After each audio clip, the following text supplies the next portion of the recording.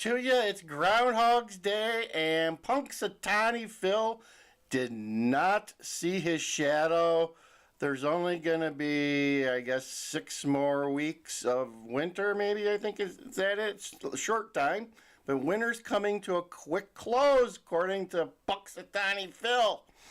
I'm not sure who they use over down the road here in Woodstock, the home of, what's the name of that movie? Groundhog Day, from back in the 80s or 90s when they made Groundhog Day in Woodstock, Illinois. We talked about that. But we got a great show for you today. Today is Friday, February 2nd, and the weather's kind of nice today. We're heading back up to maybe 40, 45, so we'll see what happens there, but we've got a good show for you. I'm going to want to play this clip here first for you, and it talks about karma. Right? We got the migrant karma going on a little bit in Chicago, nationwide. Let me set this up for you. Let's get it on the road here. This is from Kentucky, okay? So, and it's all about karma. Listen to this little piece, a little humor to start your Friday. And I hope you enjoy it. Kentucky homeowner calls it instant karma. He says a driver tried to run over a 9-foot snowman that he built outside of his home, but as Ken Brown reports, Frosty got the last laugh. Good old Frosty. The stack of snowballs in northern Kentucky has a lot of character, much like the people who built it. This snowman was packed with purpose by Cody Lutz, his fiancée Lucy, and his soon-to-be sister-in-law, because this weekend marked several new snow experiences for 2 of the newest Petersburg homeowners. We were playing in the snow. She's from Mississippi, so this is the most snow she's ever seen in her entire life. I'm from Buffalo, so this is no big deal. I love the snow. Lutz loves it so much that he took snowman building to the extreme, using a massive tree stump as the base for their top hat-topped creation. I went to work on Monday, and I came home to this on Monday night, which is, the irony is pretty funny. Someone saw the soon-to-be Lutz family's creation and tried to fracture Frosty with the front end of their truck, but they quickly realized their mistake when the plowed-away snow showed Frosty's roots. Instant karma, Ken. It's hilarious. What goes around comes around, in good ways and bad ways. So I guess probably everybody learns a valuable lesson here from Frosty. There may be a couple lessons in here. Believe in karma and smile through the tough times. Frosty sure is. I think he got the last laugh for sure. As for the driver, the Lutz have no idea who tried to take down their Frosty, but he definitely didn't get away with it. So there you go. There's a little lesson in karma. And there's not much in the news about the migrants in Chicago. The buses are trickling in as far as I know. Not a lot of major happenings going on, as I talked about yesterday. Brandon was more concerned about passing a resolution on Gaza and the Gaza-Hamas thing going on and making his Palestinian people feel empowered, I guess. So he wasted a whole day at the city council doing that, and he pissed off the Jewish people for sure. But here's a video here. Let me get this one set up where I don't know. I think people have had it with the migrants in Chicago, and I really think that the people in Washington and at the state level are sensing the anger, the frustration, and general pissed offishness. Yeah, we'll call it that. And they want to give some news that, it's not all rosy for the migrants. So watch this this clip and, you know, throw it around your brain a little bit and ask yourself, why is this coming out now, right? When they haven't cared for so long. Here at the live desk, immigration and customs officers have arrested almost 180 non-citizens in a nationwide sweep. ICE calling the people arrested, quote, potentially dangerous. More than 100 of them have already... 189, that's like a drop in the bucket, but I suspect they're deporting these people. ...been convicted or face pending charges for crimes including assault against children. That sweep took place over a week and a half in 25 major cities. Over the course of 11 days, our dedicated and committed law enforcement officers zeroed in on removable, at-large non-citizens who are wanted for or who have already been convicted of horrible, almost unspeakable crimes like assault against children, including sexual assault and murder. Our officers also targeted non-citizens who present dangers to national security, public safety, and border security. In Washington, a bipartisan package on border enforcement and immigration policies is said to be in the works, but Senate negotiators are keeping the details of that deal under wraps. Don? Okay, so there you have that. In Chicago, they actually arrested some too. There was a big retail theft ring on Michigan Avenue that's been going on for quite a while. And it was related to fake IDs and Social Security cards. And when I show you some of these people that got arrested, you're going to say, these do not look like model citizens. They don't look like anyone you would want in your country. They look like criminals let out of jail. But here's a report from Chicago where they broke a big, quote-unquote, big theft ring in Michigan Avenue. So watch this clip here from Fox with our wonderful Dawn Hasbrook. She's a looker. Cash to get a job can wind up as pawns in a criminal operation. Many of them caught stealing in order to pay for fake IDs to gain employment. Artia Ewing, live downtown with the undercover bust tonight. Well, let me tell you more about that bust. The fake ID ring was busted just 5 days ago. The crooks were selling these phony IDs. Little Village is a Hispanic community of Chicago on the west side.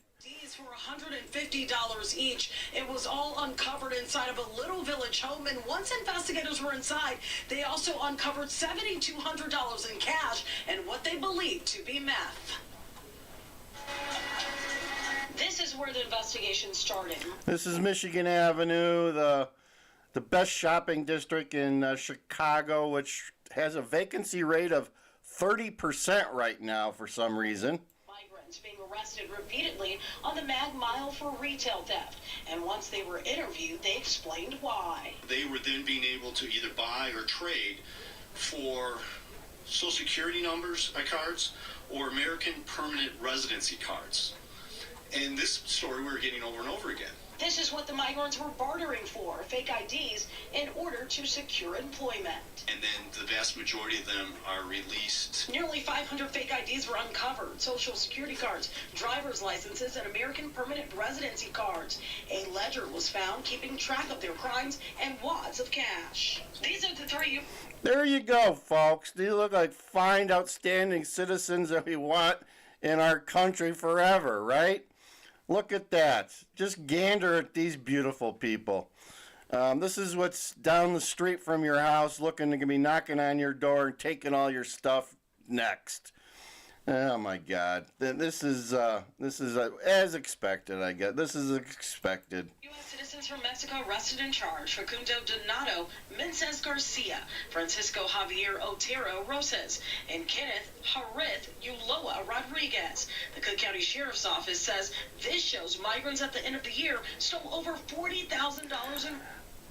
Doing pretty well there. They're stealing a good amount of stuff. Look at that. Just for the holidays, $40,000. And I think in January they got another $20,000. merchandise in River North, and for January, it's almost half of that. Urban planner Roger Romanelli says it's a sign of desperation and failed government help. Now, this guy here, he's got his common sense hat on pretty well, and he explains what you need to think about. You can't bring people to the United States, cram them in manufacturing buildings, and expect them to figure out how they're supposed to get a job in our state of Illinois. Now, all three of those suspects were placed on pre-trial electronic monitoring, and we are told that more charges could be on the way. That's because those drugs found are now being tested to determine if it's all indeed meth. Live tonight, Tia Ewing, Fox 32, Chicago. They'll be like the guys in New York City. They said they let them out, and they hopped a bus for California, if not Chicago. We may hear from those guys again soon, but I don't think we will. Going back to the jobs, the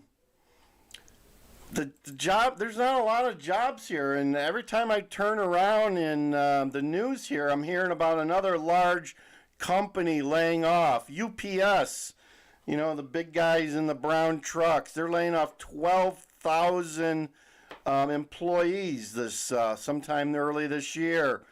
I think we just heard Zoom is laying off people. Salesforce is laying off people. Any company that is anyone right now is laying off. They're trimming the fat because they know that the economy is slowing, and it's just a good idea for them to tighten their belts just a little bit as our economy slows down, folks. So if you have a job, be thankful for your job. And if you have any qualms about your job, start preparing as if you could lose your job. Get that food pantry stocked up.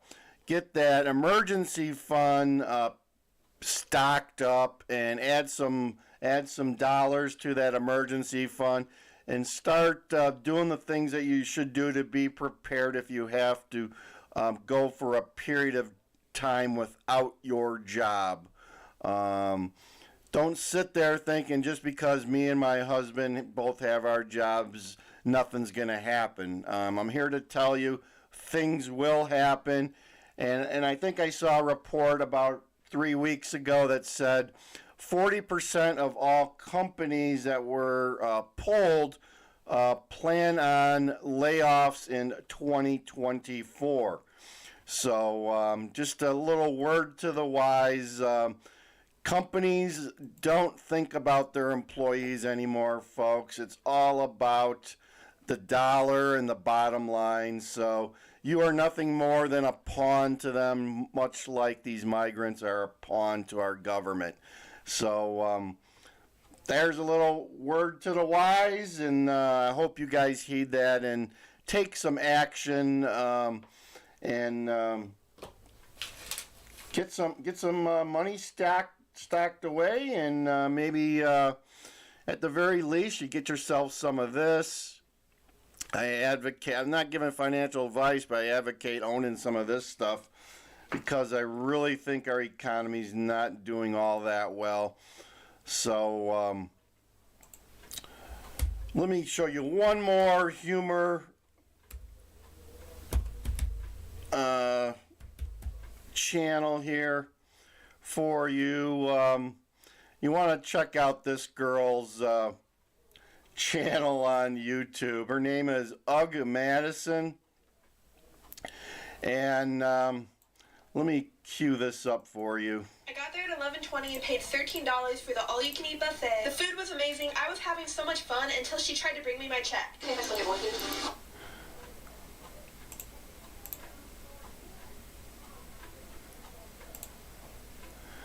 Yeah, these are hard to rewind. Let me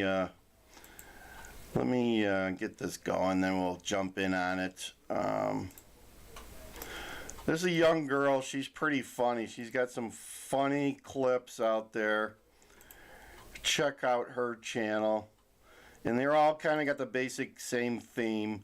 She tries to see how long, she goes into a restaurant and tries to see how long it is before they kick her out. And Here we go. Let's jump into this here.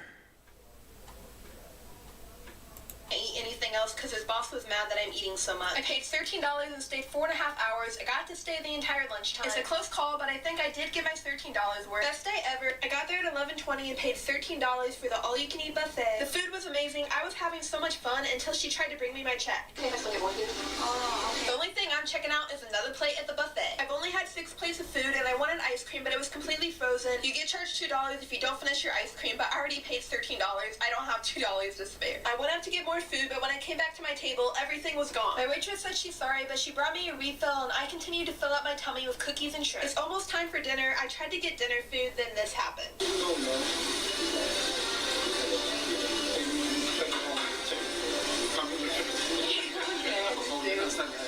I guess I ate everything, so it's time to tip my waitress and the guy who kicked me out.